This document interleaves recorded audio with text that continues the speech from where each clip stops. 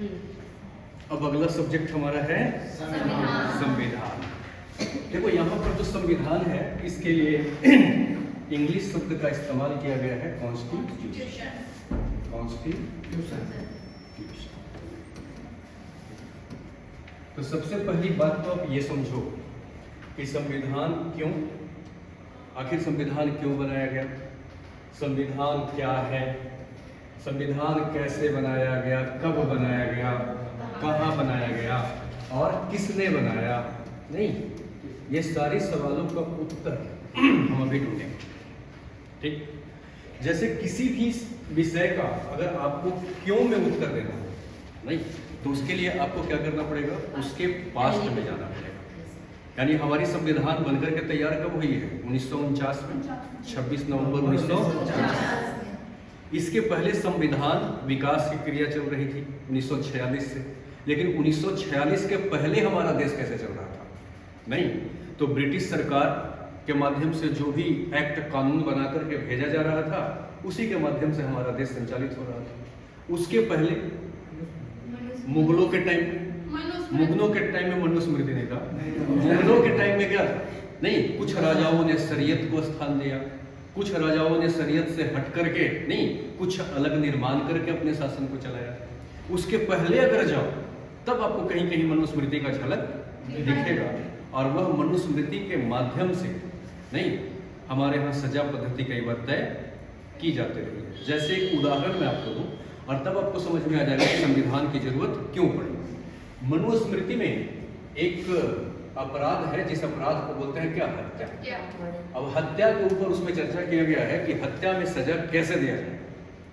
अगर हत्यारा व्यक्ति नहीं क्या हो, ब्राह्मण, या हत्यारा व्यक्ति क्षत्रिय हो, या हत्यारा व्यक्ति वैश्य हो, या हत्यारा व्यक्ति नहीं, ये चार जो वर्णावस्था है, नहीं ये चार वर्ण है, ये वर्णों के आधार पर सजा का प्रावधान किया जाता है। अगर हत्यारा ब्राह्मण हो तो इनको सजा क्या दिया जाता था, 6 माह हाँ मंदिर में घी का दीपक जलाना, नहीं 6 महीने मंदिर में घी का दीपक जला दो, यह हत्या का सजा। अगर हत्यारा क्षत्रिय है तो इसके लिए सजा था शुद्धिकरण। शुद्धिकरण का भाव यह है कि आप थोड़ा लकड़ी जलाइए, अग्नि का उत्पत्ति कराइए और उसके माध्यम से क्रॉस कर जाइए, पार हो जाइए। ये 2-3 मिनट का सजा हुआ करता था। तो क्षत्रियों को शुद्धिकरण के माध्यम से, वैश्य को सजा कैसे मिलता था, इनका हाथ पैर बांध दिया जाता था और बहते नदी में फेंक दिया। हाथ पैर बांधने का भाव यह है कि वो तैर करके ना निकल पाए, नहीं और वो नदी में डूबे। और अगर हत्यारा शूद्र है तो इनको विष का प्याला दिया जाता था, उसके बाद वो जहर का प्याला उनको पिलाया जाता था, उसके बाद गर्म पानी उनके ऊपर छींटे जाते थे और उसके बाद ऊपर से पिटाए जब तक उसकी मौत न हो। तो देखो अपराध क्या है, एक ही है हत्या, लेकिन सजा पद्धति अलग है। यानी कि एक ही अपराध के लिए अलग अलग सजा देना। यही कारण है कि सबसे आसान सजा किसका था, क्षत्रिय का। कारण क्योंकि इनकी शुद्धिकरण तो एक ही दिन में हो जाते थे, कम से कम इनको 6 महीने मंदिर तो जाना पड़ता था, इनको तो एक ही दिन में शुद्धिकरण। तो इनके लिए सजा बड़ा आसान था और आसान होने की वजह से इनको हत्या करने में कोई संकोच नहीं रहा, इसलिए ये अपने हाथ में तलवार उठा ली। इसलिए क्षत्रिय लड़ाकू कौम में आ गए, इनको मारने काटने में कोई संकोच नहीं हो रहा था क्योंकि सजा इनकी सबसे आसान थी। नहीं, और शूद्र सबसे दबे कुचले क्यों रह गए, क्योंकि इनकी सजा की पद्धति सबसे टफ था। इसलिए ये ऊपर के तीर के खिलाफ ये विद्रोह करने का साहस कर ही नहीं पाए। नहीं, क्योंकि ये दबे रहने का मूल कारण ये था कि कुछ शास्त्रों के माध्यम से, कुछ सजाओं के माध्यम से इनको क्या कर दिया गया, बोलो, इनके अंदर डर भर दिया गया कि अगर इस काम को तुम करोगे तो ऐसे सजा से गुजरना पड़ेगा। ठीक है, तो एक तो ये एविडेंस हो गया कि यहाँ पर भेदभाव आपको स्पष्ट दिखाई देता है। दूसरा देखोगे मनुस्मृति का एक चर्चा, तो उसमें है कि 8 वर्ष की उम्र की लड़की, नहीं 8 वर्ष की लड़की प्लस 24 वर्ष का लड़का, नहीं 24 वर्ष का लड़का का विवाह जो है उसको उत्तम विवाह माना गया है। यानी सबसे अच्छा विवाह लड़का 24 साल का और लड़की 8 साल की। इसके पीछे क्या तर्क रहा होगा, जरा ये सोचिए। ये लड़की अगर 8 साल की है तो ऑब्वियसली अभी ये लड़की मां बनने की क्षमता नहीं रखती।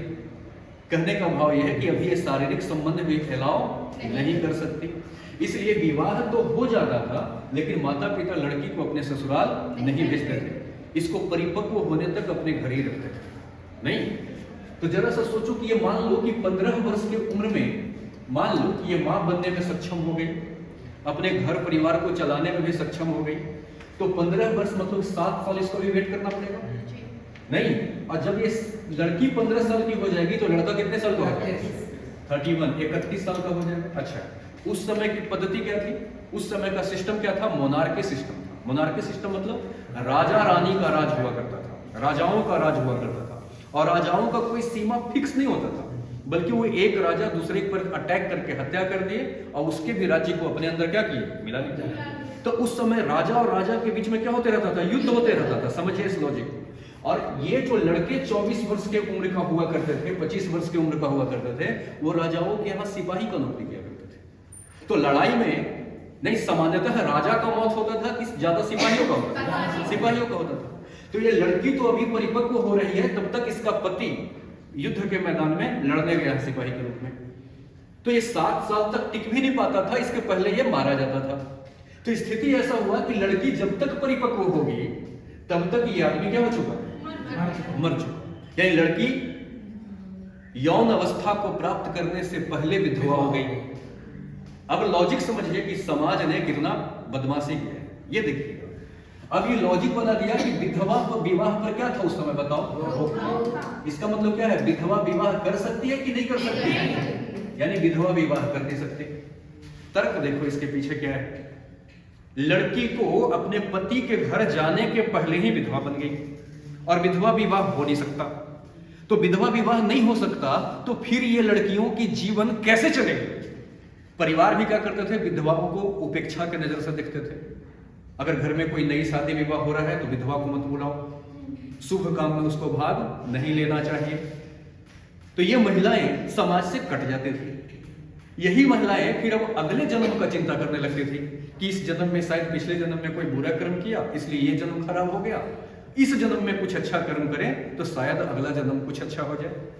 इसलिए ये महिलाएं मंदिर और क्या ज्योतिष विद्या की तरफ, मतलब ज्योतिषों के पास भागना शुरू किए कि हमारा कुछ बताइए, क्या होगा नहीं होगा। नहीं, यही महिलाएं जो विधवा महिलाएं हैं ये जाकर के कई बार, या कुछ इसमें कवारी का न्याय भी ऐसी हुई, लेकिन विधवाओं के साथ ज्यादा था क्योंकि इनको सहारा देने वाला कोई समाज में नहीं था।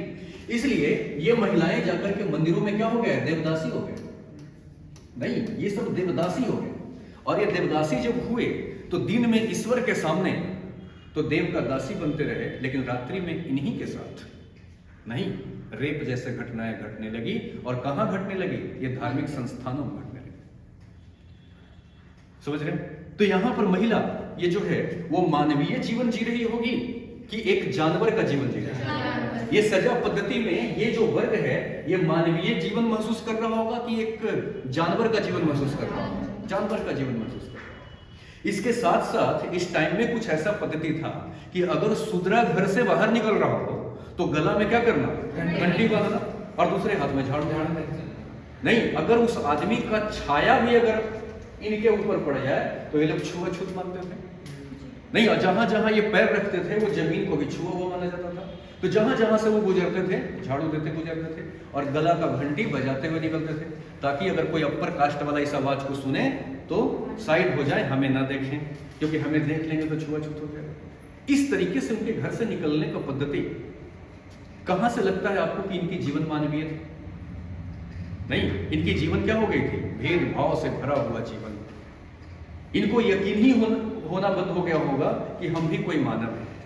इनको लगता होगा कि हम तो विनीत भाव से, आदर भाव से इन ऊपर के तीनों का क्या करने के लिए आए हैं? सेवा करने आए हैं। हम जानवर हैं। इनके अंदर में पशुवत नहीं फीलिंग्स आता होगा कि हम जानवर हैं। इनके अंदर में लगता होगा कि बस हम तो भोग की वस्तु हैं। तो महिलाएं भोग की वस्तु और ये सेवा के वस्तु बन के रह गए। इतिहास में तो कुछ जगह पर साक्ष्य ऐसा मिलता है कि गुलामों को बेचा भी जाता था। और गुलाम कौन होते थे? यही। तो इनको बेचने का भी अधिकार था राजा के पास, मतलब ये वस्तु की तरह। इतिहास अपने पन्नों में इतना भेदभाव समेटा हुआ है कि जब हम अंग्रेजों को भगाने के लिए यहां से लड़ाई लड़ रहे थे कि अंग्रेज यहां से जाएं नहीं, तो सबसे बड़ा समस्या यह था कि अंग्रेज अगर यहां से गए तो हमारा देश उनके बाद चलेगा कैसे? क्या वापस से यही राजतंत्र आएगा? और अगर वापस से यही राजतंत्र आया तो फिर से शूद्रों के साथ वही होगा, क्योंकि अपर लोग जो है वही राज पर क्या होंगे? काबिज होंगे। महिलाओं के साथ यही होगा। इसलिए ये बहुत बड़ा एक डर था कि अंग्रेज अगर जाएगा तो क्या होगा। समझ रहे? इसी बीच, और इसका दर्द आपको दिखेगा गांधी और अंबेडकर संवाद में, क्योंकि अंबेडकर साहब अंग्रेजों के समर्थन में कई बार खड़े दिखे। अंबेडकर साहब बिल्कुल नहीं चाहते थे कि अंग्रेजों को ऐसे ही यहां से जाना चाहिए शुरू। क्यों ऐसा? वो क्यों उनका तर्क था, जो जरा सोचिए, जरा सा सोचो कि जब यहां पर ईस्ट इंडिया कंपनी इंडिया में आई, शुरू से चलते ईस्ट इंडिया कंपनी जब कहां इंडिया में आई होगी तो अपने साथ ये मजदूर लेकर के तो नहीं आए होंगे कि मजदूर लेकर आए थे? नहीं आए होंगे। तो जब एक कंपनी आई थी तो इनको क्या चाहिए था? बताइए, मजदूर चाहिए थे। और यहाँ पे कौन कौन लोग हैं जरा देखिए, ब्राह्मण हैं, क्षत्रिय हैं, वैश्य हैं, मुस्लिम हैं, शूद्र हैं, और भी कई लोग हैं। यहाँ पर ये ब्राह्मण जो है इनको भाषा का अहंकार है कि हम तो संस्कृत का विद्वान है, हम वेदोच्चारण जानते हैं, हमें नौकरी करने की क्या जरूरत? तो भाषा का अहंकार इनको नौकरी से रोकेगा। क्षत्रिय है ना, ये मारकाट के माध्यम से, राजा जमींदारी के माध्यम से काफी समाज को शोषण करके अपने पास पैसा रखा हुआ है, धन रखा हुआ है, जमीन पर कब्जा करके रखा हुआ है, तो ये क्यों नौकरी करेगा? वैश्य, वैश्य कौन होते थे? व्यापारी वर्ग होते थे, तो व्यापार में अच्छा पैसा कमा रहे थे, ये क्यों नौकरी करते? बचे मुस्लिम। मुस्लिम भी क्या, अंग्रेजों के आने के पहले मुगल काल ही तो चल रहा था, तो मुस्लिम से भी अच्छे खासे पद पर भी थे और राजा भी थे, इसलिए इनकी भी आर्थिक स्थिति क्या थी? अच्छी थी, तो इनसे तो उम्मीद लगाया नहीं जा सकता था। इसलिए अंग्रेजों ने आते के साथ टारगेट किसको किया? शूद्रों को। तो शूद्रों से अंग्रेजों को काम लेना था, और जब शूद्रों से अंग्रेजों को काम लेना था तो ऑब्वियसली शूद्रों को उसने क्या किया? छूट दिया। और जब छूट दिया तो यहां पर शूद्रों को थोड़ा सा अमन का सांस लेने का मौका मिला नहीं। इसीलिए जो अंग्रेज थे उनके प्रति शूद्रों का जो दृष्टि था वो क्या था? नरम था। वो चाहते थे कि अंग्रेज यहां रुकें। इसी में से एक अंबेडकर साहब नेता पैदा होंगे नहीं, वो किस में आए? इस वर्ग से आए। और जब ये आएंगे तो ये चाहते थे, क्योंकि इन्होंने इस डिप्रेशन को देखा था, इन्होंने इस समाज से अत्याचार को देखा था, समझा था। बेशक से कुछ लोगों ने इनको स्कॉलरशिप दिया, पर कास्ट वालों ने ही, इसके वजह से उन्होंने पढ़ाई भी किया, कई चीजें हुई, लेकिन डिप्रेशन भी हुई थी नहीं, छुआछूत का काफी वो शिकार भी हुए थे। समझ रहे? इसलिए अंबेडकर साहब यहां से जब एक नेता के रूप में उभरे तो इनका भी झुकाव किसके तरफ था? अंग्रेजों की तरफ। ये चाहते थे कि अंग्रेज ऐसे ना जाए, ये चाहते थे कि हमारा उत्थान करके जाए। ये बात जब गांधी जी को पता चला कि अंबेडकर का झुकाव बार बार किधर हो रहा है? अंग्रेजों की तरफ हो रहा है, तो अंबेडकर साहब को बुलाया गया गांधी जी के पास। गांधी जी ने कहा कि अंबेडकर तुम हमसे मिलना चाहते थे? अंबेडकर ने कहा ना, आप बुलवाए हैं, आप मिलना चाहते थे, आप बताइए। गांधी जी का एक शब्द, गांधी जी ने कहा कि हिंदू होकर के और हिंदुस्तान का आजादी नहीं चाहते हो? बड़ा शर्म की बात है। अंबेडकर साहब ने कहा कि हम हिंदू कैसे बापू, कैसे हिंदू? हिंदू वो होता है जिसको तिलक लगाने का अधिकार। हमें तिलक लगाने का अधिकार कब दिया बापू? हिंदू वो होता है जिसको जनेऊ धारण करने का अधिकार। हमें जनेऊ पहनने का अधिकार आपने कब दिया बापू? हिंदू वो होता है जिसके घर में शादी विवाह हो या तेरहवीं हो, उसमें ब्राह्मण आकर के मंत्रों का उच्चारण करते हो। हमारे तो छाया से भी आपका ब्राह्मण छुआछूत मानता है, तो हम हिंदू कैसे बापू? हिंदू वो होता है जिसको मंदिर में जाकर के पूजा आराधना करने का मौका मिलता है। हमें तो अपने मंदिर में प्रवेश से भी क्या किया है? रोक करके रखा है बापू। अरे छोड़ो, आप तो उस तालाब पर भी हमें पानी पीने से रोक रखे हो जिस तालाब से आप लोग पानी पीते हो। फिर हम हिंदू कैसे? और जब हम हिंदू नहीं तो कैसी हिंदुस्तान की कल्पना? और हम क्यों लड़े? क्या इसलिए लड़े कि जब भारत आजाद हो तो फिर से वही घटना चालू हो जाए, रिपीट हो जाए और फिर से हम जानवर की जीवन जीने पे मजबूर हो जाए? क्या हम इसलिए आजादी में आपका साथ दें?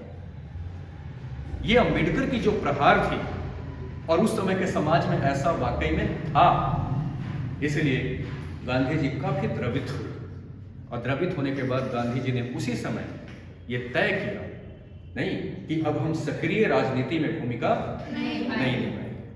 अब हमारा मूल जीवन का उद्देश्य होगा शूद्रों का कल्याण। और गांधी जी ने शूद्रों का नाम बदल के हरिजन कर दिया नहीं, और वो हरिजन यात्रा पर निकल पड़े। हिस्ट्री में आप इसको डिटेल्स में पढ़ेंगे, मैं संविधान क्यों ये समझा रहा हूं, समझ रहे? तो सोचो कितना दर्द था हमारे समाज में। गांधी जी ने राजनीति को छोड़ दिया। इसके बाद जितने भी हमारे देश के दिग्गज थे वो सब मिलकर के अंबेडकर से बैठक करने का प्रयास कर रहे हैं, अंबेडकर को समझाने का प्रयास कर रहे हैं। समझाने में ये प्रयास कर रहे हैं कि क्या मानते हैं कि हमारे इतिहास में नहीं, हमारे पूर्वजों के द्वारा आपके पूर्वज के ऊपर अत्याचार किया गया, तो क्या अत्याचार का बदला अत्याचार से लोगे? क्या ऐसे देश चलेगा कि कुछ टाइम हम आप पर अत्याचार करें, उसके बदले में कुछ दिन आप अत्याचार हम पे करो? ऐसे देश चलेगा क्या? नहीं। इसलिए लोगों ने कहा कि क्यों ना हम अपनी बाहें फैलाते हैं, आप भी अपना बाह खोलिए और गले मिलते हैं। एक दूसरे को क्या करते हैं के द्वारा जो गलतियां हुई है उसको भूल करके एक भाईचारे का जीवन शुरू करते हैं। अंबेडकर साहब ने कहा ठीक है, अगर आप भूलने को तैयार हैं तो हम भी तैयार हैं, लेकिन हमें इस बात का जवाब दीजिए कि भारत जो है वो स्वतंत्रता के बाद कैसे चलेगा। तो कहा गया कि भारत अब राजतंत्र के माध्यम से नहीं चलेगी, भारत जिस दिन स्वतंत्र होगी तो भारत में लोकतंत्र होगा। लोकतंत्र का अर्थ है कि हमारे देश पर के सत्ता पर काबिज वह व्यक्ति होगा जिसको जनता चुने। और अंबेडकर, भारत के अंदर में SC ST की जनसंख्या ज्यादा है, इसलिए जब जिसको आप समर्थन करेंगे ऑब्वियसली वही सत्ता पर काबिज होगा। इसलिए लोकतंत्र में जिसकी संख्या, जिसकी बहुमत, वो सत्ता पर काबिज, मतलब जिसको जनता पसंद करेगी वो सत्ता पर को क्या करेगा, चलाएगा। इसलिए लोकतंत्र को अपनाया गया। अंबेडकर साहब ने कहा ठीक है, मान लिया जाए कि आपने लोकतंत्र को अपना लिया और हमारे वाले कोई गद्दी पर बैठ गए और उनको 5000 साल पुरानी इतिहास याद आ गया, तो और फिर वो अगर आपसे बदला लेना शुरू कर दिया, तो देखो अंबेडकर साहब की महानता, वो ये भी नहीं चाहते थे कि बाकी लोगों के साथ अत्याचार हो और बदले की राजनीति हो, वो नहीं चाहते। इसलिए उन्होंने कहा कि हो सकता है कि हमारा वाला जो है उसको याद आ जाए पुरानी इतिहास और वो बदला लेना शुरू करे, तो आप ही बताओ इसका क्या रास्ता है। तो अंबेडकर साहब वो बंद सभा में आपस के बैठक में कहा है कि इसका एक ही रास्ता है कि सत्ता पर बैठा हुआ व्यक्ति मनमाने तरीके से शासन नहीं करेगा। क्योंकि पहले के राजा के मन में जो आता था, कोई जजिया कर लगा दे रहा है तो कोई जजिया कर हटा दे रहा है, जो मन हो रहा है वो कर रहा है। लेकिन अब ऐसा नहीं होगा। सत्ता पर बैठने वाला व्यक्ति के लिए कुछ नियम कानून का क्या किया जाएगा, दस्तावेज तैयार किया जाएगा और उसी कानून के अनुरूप वो शासन को चलाएगा, उससे बाहर जाकर के वो शासन को नहीं चलेगा। अंबेडकर साहब ने संविधान की बात कही और वही BN राव 1934 ईस्वी में पहली बार संविधान सभा की बात की। अंबेडकर साहब का इशारा और BN राव के द्वारा किया गया मांग। 1934 ईस्वी में पहली बार BN राव ने कहा कि भारत में क्या होना चाहिए, संविधान सभा होना चाहिए और उसके द्वारा संविधान लिखा जाना चाहिए। समझ रहे? वही बंद बैठक में ये बात हुई कि तो संविधान लिखेगा कौन, ड्राफ्ट कौन करेगा? नहीं, BN राव ये अंबेडकर साहब के मीटिंग्स को लेकर के और जाकर के आवाज उठाए कि भारत में संविधान होना चाहिए। नहीं, मांगे उठती रही।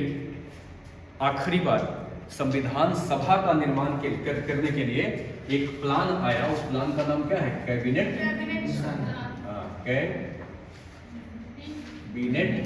मिशन। ये कैबिनेट मिशन प्लान जो है वो कब आया, 1946 में कैबिनेट मिशन प्लान का गठन किया गया। ये मार्च में इंडिया पहुंच गया, नहीं मार्च 1946 में इंडिया पहुंचा। इसमें कुछ प्रावधान किया गया था। क्या किया गया था सो देखिए। पहली बात ये कि संविधान जो लिखी जाएगी, नहीं, वो जनता के प्रतिनिधियों के द्वारा लिखा जाएगा, यानी जनता जिसको चुनेगी संविधान वही लिखेगा। और चुनने का प्रोसीजर क्या होगा? 10 लाख जनता, नहीं, 10 लाख पर कितना?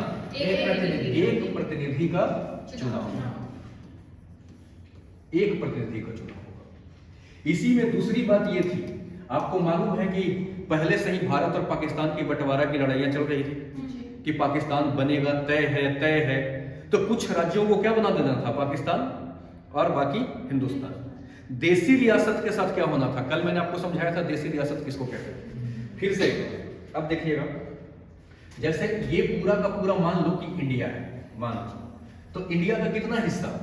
3 हिस्सा, 3 तरीके का वहां पर लक्षण इंडिया में दिखाई दे रहा था। वह हिस्सा जिस पर गवर्नर डायरेक्ट रूल कर रहा था, डायरेक्ट नहीं, वो क्या था? ब्रिटिश इंडिया था, ब्रिटिश इंडिया। और ब्रिटिश इंडिया के अंदर में गवर्नर के ही क्षेत्र से कुछ क्षेत्र दूर दराज थे, जिसके ऊपर गवर्नर डायरेक्ट शासन नहीं कर पा रहा था, बल्कि ऑफिसर के माध्यम से शासन करवा रहा था। तो वो वाला क्षेत्र क्या कहा? कमिश्नरी का, नहीं। और जिस क्षेत्र पर अंग्रेज डायरेक्ट शासन नहीं कर पाया, बल्कि यहीं के देसी राजाओं के साथ समझौता करके शासन चलाया, एग्रीमेंट करके शासन चलाया कि राजा जी शासन आप ही चलाइए, जनता पर नियंत्रण आप ही रखिए, लेकिन वहां से जो टैक्स वगैरह मिले वो हमें भी दे दीजिए। तो वहां पर डायरेक्ट रूल कौन कर रहा था? राजा। लेकिन इनडायरेक्ट अंग्रेज भी कर रहे थे। तो इस क्षेत्र को क्या कहा गया? देसी रियासत, देसी रियासत इसको कहा गया। नहीं, कुछ किताबों में कहा जाता है लगभग 552 देसी रियासत थे, किसी में 565 थे, किसी में 560 थे, कुछ भी थे, नहीं, 550 के आसपास हम मान करके चलते थे। इतने देसी रियासत क्या था? हमारे यहां था। अब इसमें देखिए क्या तय किया गया था कि ब्रिटिश इंडिया, मतलब ये जो जिसको हमारे कब्जे में जो है, इसको जब हम आजाद करेंगे, नहीं, तो कुछ हिस्सा इसका पाकिस्तान बनेगा और कुछ हिस्सा हिंदुस्तान बनेगा। तो ब्रिटिश इंडिया वाला हिस्सा, अंग्रेज का क्या कहना था कि जितना पे हम रूल कर रहे हैं, हम स्वतंत्रता भी तो उतना ही पर देंगे, जहां हमारा रूल ही नहीं है वहां हम क्यों स्वतंत्रता दे भाई? तो हम जब यहां से जाएंगे तो इतना ही हिस्सा तो आपके हाथ लगेगा, इसी को आपको क्या करना है? बांटना है। तो पाकिस्तान बनेगा और क्या बनेगा? हिंदुस्तान। तो ये ब्रिटिश इंडिया को बांटना था पाकिस्तान और हिंदुस्तान में। तो देसी रियासत कहां जाएंगे? तो देसी रियासत के पास 3 विकल्प था, चाहे तो वो पाकिस्तान में मिल जाए, चाहे तो वो हिंदुस्तान में मिल जाए, या वो स्वतंत्र रहे। तो इसमें स्वतंत्रता की भी बात कर दी गई थी, किसके लिए? देसी रियासत के लिए स्वतंत्रता की बात कर दी गई है, नहीं। तो अब जरा सा देखिएगा, इसमें जो प्रावधान हुआ था कि 10 लाख पर एक प्रतिनिधि का चुनाव होगा। तो इसी में देखिए क्या है कि देसी, ये जो आपका ब्रिटिश इंडिया गवर्नर वाला जो क्षेत्र है, इसमें से 292 सीट निकल के आया, नहीं। और जो कमिश्नरी वाला क्षेत्र है, इसमें से 4 सीट निकल के आए, और देसी रियासत में से 93 सीट निकल के आए।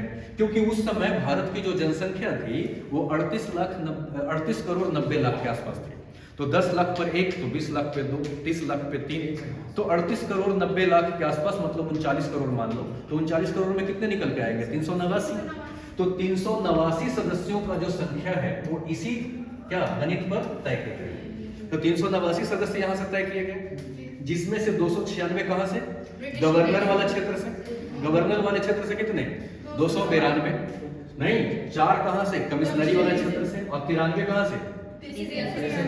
देसी रियासत से। लेकिन ये वाला जो 292 और 4, ये जो 296 सीट है जो अंग्रेजी क्षेत्र से था, नहीं, इसका तो इसका चुनाव हुआ। लेकिन यहाँ के जो राजा हैं, ये स्वतंत्र वाला जो ऑप्शन पढ़े, तो ये यहाँ चुनाव नहीं होने दिए। क्यों नहीं होने दिए? क्योंकि देखो, किसी भी चुनाव में जनता से वोट डलवाना, इसका मतलब है लोकतंत्र को स्वीकार कर लेना, और लोकतंत्र को स्वीकार करने का मतलब राजतंत्र का खात्मा। और यहाँ के राजा बिल्कुल नहीं चाह रहे थे कि हमारा राजतंत्र समाप्त हो और लोकतंत्र आए, इसलिए वो यहाँ चुनाव होने नहीं देंगे। तो यहाँ पर चुनाव नहीं हुआ, बल्कि यहाँ से राजा ने क्या किया? नियुक्ति की, नहीं। तो 93 सदस्यों का क्या हुआ?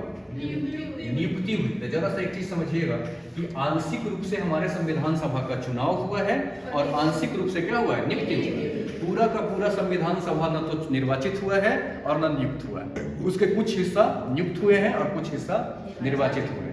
नहीं, ये 389 सदस्यों का चुनाव तो यहाँ पर कैबिनेट मिशन प्लान के थ्रू हुआ, समझ रहे हैं? नहीं, अच्छा क्यों हुआ चुनाव, समझ रहे हैं? क्योंकि ये जो डिबेट आप थोड़ा देर पहले सुन रहे थे कि अंबेडकर साहब गांधी जी के साथ बहस किए, या जो मनुस्मृति में सजा की पद्धति है, तो ये हमारे इतिहास में क्या है, ये भेदभाव नफरत नहीं से भरा पड़ा हुआ इतिहास। इनको मिटाने के लिए प्यार से मिटने वाला था नहीं, क्योंकि अगर हम कोई भी क्या करते हैं सिद्धांत समाज में रखते हैं तो कई लोग उस सिद्धांत को सिद्धांत ही मान करके जेब में रख लेते हैं, उसको आचरण नहीं करते। इसलिए ये माना गया कि इनके ऊपर अब जबरदस्ती इनसे मनवाना पड़ेगा, इसके लिए कठोर नियम कानून बनाना पड़ेगा, ताकि एक ऐसा देश में माहौल बन जाए, एक ऐसा वातावरण बन जाए जहां पर समानता का भाव हो, नहीं जहां पर शूद्र जो है वो शूद्र नहीं समझता हो खुद को, महिलाएं जो है वो लिंग के आधार पर अपने आप को कम नहीं समझती हों।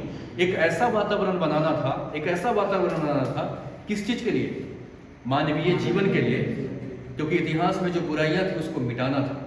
इसको मिटाने के लिए ही क्या करना था, हमें संविधान लिखना था, समझ रहे हैं? तो संविधान क्यों लिखना था, इतिहास में व्याप्त समस्याएं, चाहे वो जाति के आधार पे, लिंग के आधार पे, रंग के आधार पे, जन्मस्थान के आधार पे, किसी भी आधार पर जो भेदभाव किया जा रहा है, उस भेदभाव को मिटा करके एक स्वस्थ समाज का निर्माण करने के लिए संविधान की आवश्यकता थी, इसीलिए संविधान बनाया गया। नहीं, संविधान क्या है, तो समजोड़ विधान, संविधान, विधान मतलब नियम कानून, सम मतलब बराबर, वैसा नियम कानून जो सभी पर बराबर रूप से लागू होगा, लेकिन ये कब, जब सबको पहले बराबर कर देगा, पहले बराबर करेगा उसके बाद बराबर रूप से लागू होगा, इसीलिए इसका नाम क्या पड़ा, संविधान, समझ रहे हैं? इसके बाद जरा सा ये कैसे, अब समझ गए कैसे कैसे हुआ। अभी देखे हम लोगों ने कि ब्रिटिश गवर्नर वाला हिस्से से कितने, 292 सीट, कमिश्नरी से 4 सीट और 93 यहाँ, इनकी क्या है, नियुक्ति, इनकी क्या है, चुनाव। नहीं, तो आंशिक रूप से चुनाव और आंशिक रूप से नियुक्ति, इस तरीके से 389 सदस्यों का चुनाव हुआ। लेकिन ये जो चुनाव हुआ है 296 का, इसमें से क्या हुआ कि 208 सीट है ना कांग्रेस पार्टी ने, हाँ चुनाव इतना ही पर हुआ, इसका तो कोई चक्कर ही नहीं। तो 208 सीट कौन जीती, कांग्रेस जीती, है ना। 73 सीट जो है वो मुस्लिम लीग जीती। ये संख्या याद करने की आपको विशेष जरूरत नहीं है, बल्कि यहाँ पर बस समझाने के लिए चीज लिख रहा हूँ। बाकी बचे 15 में से जो 7 थे वो क्या, 8 थे वो छोटी छोटी पार्टियां, नहीं मतलब क्षेत्रीय पार्टियां 8 सीट लेकर के आए, और 7 सीट जो है वो निर्दलीय वाले लोग लेकर के आए। निर्दलीय समझते हैं, मतलब जो अपने बल पर चुनाव लड़ते हैं, समझ रहे हैं। इस तरीके से 296 सीट आए। अब ये जो हमने सीटों की संख्या लिखी है, क्यों लिखी है ये जरा समझिएगा। 389 सदस्यों को लेकर हमें संविधान क्या करना था, लिखना था ना। इसमें से 208 सीट अकेले कौन ले गई, कांग्रेस। 73 सीट कौन लेकर गई, मुस्लिम लीग लेकर के गई। तो मुस्लिम लीग को लगता था कि यदि किसी भी मुद्दा पर अगर हम बहस करेंगे, चाहे कोई भी मुद्दा हो, समझ रहे हैं, तो उसके ऊपर जब हमारी बहस होगी और जब उस मुद्दा पर वोटिंग होगा तो कांग्रेस का कितना वोट है, 208 पे वोट है। अब 208 वोट के अंदर में जरा समझिएगा, 208 वोट के अंदर के सामने हमें कितना वोट देना है, 73। तो हम हर बात पे क्या होंगे, हार जाएंगे। इसलिए इनको लगा कि हमारी संख्या कम होने के वजह से हमें संविधान सभा में शामिल होने का कोई मतलब है ही नहीं। तो इनका संख्या कम होने की वजह से संविधान सभा में शामिल होने से इन्होंने क्या किया, संविधान सभा का ही बहिष्कार किया। नहीं, और यहाँ पर ये जो देसी रियासत थे, वो देसी रियासत की संख्या क्या थी, देसी रियासत में क्या था, राजतंत्र था, राजाओं की शासन थी। तो इनको भी लगा कि अगर हम अपने सदस्यों को वहां शामिल करवाते हैं तो कहीं ना कहीं छुपे तौर पर संविधान सभा को स्वीकार ही तो कर रहे हैं। इसलिए हम अपना राजतंत्र को अलग रखना चाहते हैं, स्वतंत्र रियासत रखना चाहते हैं। इसलिए ये भी चाहते थे कि हमारे सदस्य यहाँ पर शामिल न हो। इसलिए शुरू में जब संविधान सभा बनाई गई तो टोटल का टोटल लोग यहाँ पर शामिल नहीं हुए। तो चलिए 389 सदस्यों का चुनाव तो हो गया, लेकिन इनकी पहली बैठक कब हुई है, 9 दिसंबर 1946। 9 दिसंबर 1946 को पहली बैठक हुई, लेकिन इस दिन मात्र कितने सदस्य शामिल हो पाए? 211 लोग शामिल हो पाए। बाकी कहाँ गायब हो गए समझ गए? मुस्लिम लीग बहिष्कार कर दिया, देसी रियासत बहिष्कार कर दिया, इसलिए यहाँ पर संख्या क्या रह गई? थोड़ी रह गई नहीं। और इस दिन इस सभा की जो अध्यक्षता किए थे वो कौन किए थे? डॉक्टर सच्चिदानंद सिन्हा। डॉक्टर सच्चिदानंद सिन्हा सबसे वरिष्ठ सदस्य होने के कारण, दुनिया में फ्रांस एक देश है जहां पर एक नियम है कि कोई भी अगर सभा लगे तो सभा की अध्यक्षता सबसे जो वरिष्ठ व्यक्ति होते हैं उन्हीं से करवाना चाहिए। तो पहली जो अध्यक्षता करवाई गई किनके द्वारा करवाई गई? डॉक्टर सच्चिदानंद सिन्हा के द्वारा करवाया गया, क्योंकि ये उम्र में क्या थे? इसलिए इनको अध्यक्ष बना दिया गया। दूसरी बैठक हुई 11 दिसंबर 1946 को, और उस दिन अध्यक्ष क्या कर दिया गया? बदल दिया गया, और अध्यक्ष बन गए राजेंद्र प्रसाद। और राजेंद्र प्रसाद फिर इसके बाद आगे पूरी सदस्य अध्यक्षता यही करते रह गए, इसलिए इनको क्या कहा जाता है? अस्थायी अध्यक्ष, और इनको कहा जाता है अस्थायी अध्यक्ष। ठीक है। तीसरी बैठक कब हुई है? 13 दिसंबर 1946 को, और इसी दिन भारतीय संविधान का प्रस्तावना पढ़ा गया। और प्रस्तावना कौन पढ़े? पंडित जवाहरलाल नेहरू। प्रस्तावना का मतलब क्या होता है? मोटे तौर पर प्रस्तावना क्या होता है? प्रस्तावना किसी भी कार्य का उद्देश्य होता है। जैसे उद्देश्य को ही प्रस्तावना, जैसे आप लोग का जीवन का प्रस्तावना है कि नहीं? जिंदगी में कुछ तो उद्देश्य होगा, उस उद्देश्य को पूरा करने के लिए आप क्या कर रहे हो? ये काम मेहनत कर रहे हो। वैसे ही संविधान जो लिखी गई वो कुछ उद्देश्यों को पूरा करने के लिए लिखा गया। उद्देश्य क्या क्या था? देश में समानता हो जाए, सभी व्यक्ति को न्याय मिल जाए, नहीं देश में संप्रभुता आ जाए, नहीं ये सब क्या था? हमारा उद्देश्य है। तो हम संविधान जो लिखने जा रहे हैं वो लिखने का उद्देश्य क्या है? जब तक उद्देश्य निर्धारण नहीं होगा तब तक हम काम क्या करेंगे?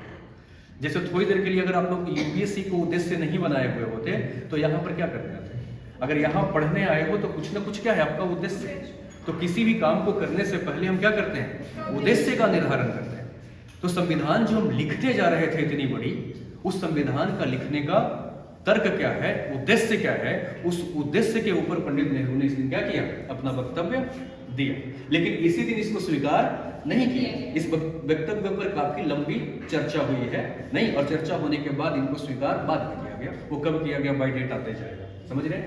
ऐसे करते करते इनकी बैठक होती गई, और इनकी आखिरी बैठक कब हुई है? 26 नवंबर 1949 को। और इस दिन संविधान को क्या कर लिया गया? अंगीकार कर लिया गया। अंगीकार मतलब स्वीकार कर लिया।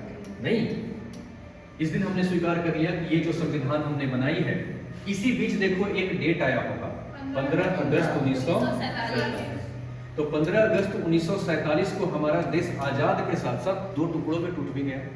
तो जो 389 सदस्य हमारे लिए फिक्स किए गए थे, इसमें से कुछ सदस्य बट करके कहाँ चले गए? पाकिस्तान। तो 15 अगस्त 1947 के बाद मात्र हमारे यहाँ 299 सदस्य बचे, बाकी कहाँ गए? पाकिस्तान चले गए, क्योंकि इसके बीच में ही विभाजन हो गया। तो बाकी की जो संविधान लिखी गई है वो 299 लोगों ने मिलकर लिखा है। तो आपसे अगर पूछा जाए क्या सदैव हमारे यहाँ 389 सदस्य थे? नहीं, 15 अगस्त 1947 तक। उसके बाद 299 हो गए, बाकी हिस्सा कहाँ चला गया? पाकिस्तान चला गया। इसके बाद क्या हुआ? सो देखिएगा, ये आखिरी दिन बैठक है, इसमें 15 लोग फिर अनुपस्थित थे। नहीं तो कितने बच गए? 284। तो आखिरी दिन जो हमारे संविधान पर जो साइन किया गया है कि हम इस संविधान को एक्सेप्ट करते हैं, उस पर टोटल लोग कितने लोगों के साइन है? 284 लोगों के हस्ताक्षर के साथ क्या किया गया? साइन किया गया। इस तरीके से संविधान आपका बना। संविधान बनने में टोटल समय कितना लगा? 11 माह 18 दिन समय लगा, और इसके लिए 64 लाख रुपया की टोटल खर्च। तो 64 लाख रुपया टोटल खर्च करके, इतना समय खर्च करके आपकी संविधान बनाई गई। ठीक है। इसके बाद आप एक चीज देखिएगा कि यह जो हमारी संविधान बनाई गई थी, जैसे कि आप लोग कभी दुर्गा पूजा देखे होंगे, बंगाल की एक दुर्गा पूजा होती है, नहीं? तो दुर्गा पूजा हमने देखा जिस समय बंगाल में थे, तो वहां पर हमने क्या देखा कि 100 लोग मिल करके बेड़ा उठाए कि हमें क्या करना है? दुर्गा पूजा करना है।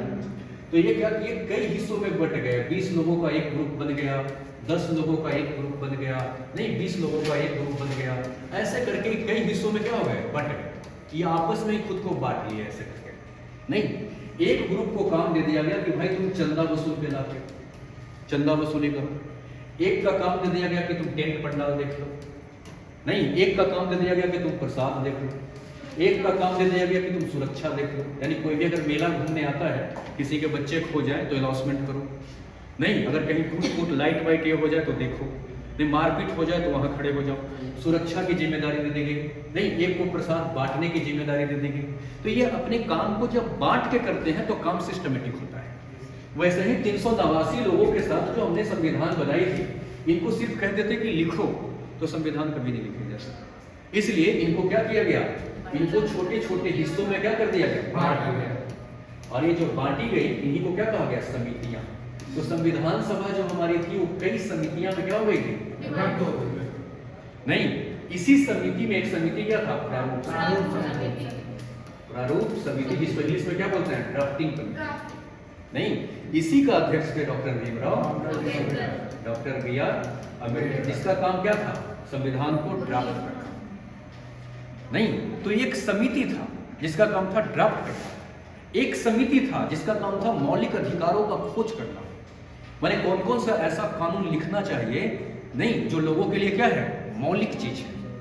तो सभी समितियों को काम अलग अलग सौंप दिया गया, और अलग अलग सौंपने के बाद कहा गया कि तुम अपने हिस्से का काम करो, तुम अपने हिस्से का काम करो, तुम अपने हिस्से का काम करो। तो एक सिस्टम में अपने संविधान सभा का काम हुआ। और जब ये इकट्ठा सारे समिति बैठ करके मीटिंग करते थे, जरा देखिएगा, जब समितियों की बैठक होती थी, जैसे प्रारूप समिति की बैठक हुई, तो उसका अध्यक्षता कौन करते होंगे, डॉक्टर भीमराव अम्बेडकर। लेकिन ये सारा समितियां जब इकट्ठा बैठती थी, नहीं, तो वो फिर संविधान सभा का बैठक माना जाता था और उसको अधिवेशन नहीं। तो हमारे संविधान की टोटल कितनी अधिवेशन हुई है, 11 अधिवेशन। 11 अधिवेशन कुल हुआ। नहीं, बाकी बैठक तो होती रही, लेकिन समितियां अपने अपने ड्राफ्ट पर मीटिंग करते थे। आप लोग समझ रहे हैं, नहीं। और इन्हीं संविधान सभा का सलाहकार कौन थे भाई, बी.एन. राव। तो बी.एन. राव जो है वो संविधान सभा का हमारा क्या थे, सलाहकार।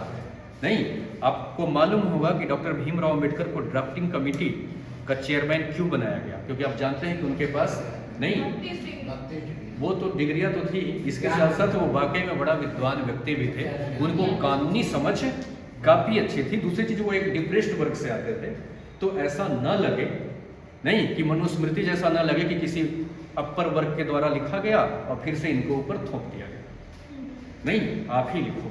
लेकिन हम ये अगर कहते हैं कि संविधान सिर्फ डॉक्टर भीमराव अम्बेडकर ने लिखा है, तो ये बात गलत है, क्योंकि अगर उन्होंने ही सिर्फ लिखा होता तो इतनी बड़ी सभा बनाने की क्या जरूरत है। तो संविधान सभा के द्वारा संविधान लिखी गई, जिसमें एक समिति था ड्राफ्टिंग कमेटी, नहीं, जिसको प्रारूप समिति बोलते हैं, उसकी अध्यक्षता डॉक्टर भीमराव अम्बेडकर कर रहे थे। और इसी का काम था खाका को तैयार करना। इसीलिए कहा जाता है कि डॉक्टर भीमराव अम्बेडकर साहब ने संविधान को लिखवाई। समझ रहे हैं? तो एक छोटा सा क्या है परिचय। अब जरा सब फिर यहीं से देखो, क्यों समझ गए क्या, दो लाइन। इतिहास में व्याप्त भेदभाव, बुराइयां, नफरत को मिटाने के लिए एक कठोर दस्तावेज की जरूरत थी। नहीं, उसी चीज के लिए कानून लिखा गया। संविधान क्या है, समजोड़ विधान, वैसा विधान जो सभी को बराबर लाने का प्रयास करता हो और बराबर लाने के बाद सभी पर बराबर रूप से लागू हो जाता हो, उसको संविधान कहेंगे। समझ गए? उसके बाद कैसे बनाया गया, समझ गए? संविधान सभा के द्वारा बनाया गया। संविधान सभा की गठन नहीं कैसे हुई, तो कैसे हुई, आंशिक चुनाव और आंशिक नियुक्ति। जो चुनाव हुई है वो व्यस्त मताधिकार के माध्यम से नहीं हुई। इसका मतलब क्या है, देश की सारी जनता वोट नहीं दी है, वो आगे दाग लगेगा इसके ऊपर, संविधान के ऊपर, जो कल के लेक्चर में होगा। हमारे संविधान पे हजारों मजाक उड़ा है, उस पर हम लोग डिटेल्स चर्चा करेंगे। यहाँ पर हमने शॉर्ट व्याख्यान दिया, क्योंकि जब इस पर क्वेश्चन उठेगा ना तो वो सारी बातें आते जाएगी। फिलहाल बस इतना समझिएगा, देश के सारे जनता संविधान सभा के सदस्यों के लिए वोट नहीं दिया था। समझ रहे हो, क्यों नहीं दिया था वो कर देंगे। समझ गए? तो कैसे बना, समझ गए? संविधान सभा का गठन करके और उसके बाद समितियों में बांट दिया गया। ये समितियों ने अपने तरीके से काम करके लिखा। नहीं, कब किया गया, तो 9 दिसंबर 1946 से लेकर के 26 नवंबर 1949 तक। नहीं, कहाँ किया गया? तो वर्तमान में जो आज आप दिल्ली का संसद देख रहे हैं, उसी के प्रांगण में बैठ करके संविधान सभा अपनी अधिवेशन किया करती थी। तो दिल्ली में बैठ करके ये काम हुआ। अब इसके बाद एक चीज और समझिएगा आप लोग कि जब जब ये बात आती है संविधान सभा की, नहीं किसने किया, कब किया, कैसे किया, इसमें तो कोई संदेह नहीं रहा आप लोगों को, नहीं ना? मन में कोई सवाल इतना सा से नहीं, क्योंकि आगे भी बहुत कुछ छूटा हुआ है आपका। वो जैसे जैसे हम जानबूझ के उसको छोड़ दिए, क्योंकि संविधान सभा पे जो प्रश्न चिन्ह लगेगा, वो प्रश्न चिन्ह इतनी तगड़ी लगेगा और उसके साथ फिर फैक्ट निकल के आएगा, एक एक फैक्ट निकल के आएगा। समझ रहे हैं? जैसे कि कुछ लोग ऐसे कहते हैं कि ये संविधान हमारा वकीलों का संविधान है। क्यों? क्योंकि आम जनता जब संविधान को पढ़ता है तो उसको समझ में आता ही नहीं, तो वो सारे दाग लगेगा, उस दाग को समझाने के दरमियान में सारे फैक्ट आ जाएंगे। समझ गए? ठीक, ब्लॉक कर दीजिए, रुकिए। कितना समझ गए?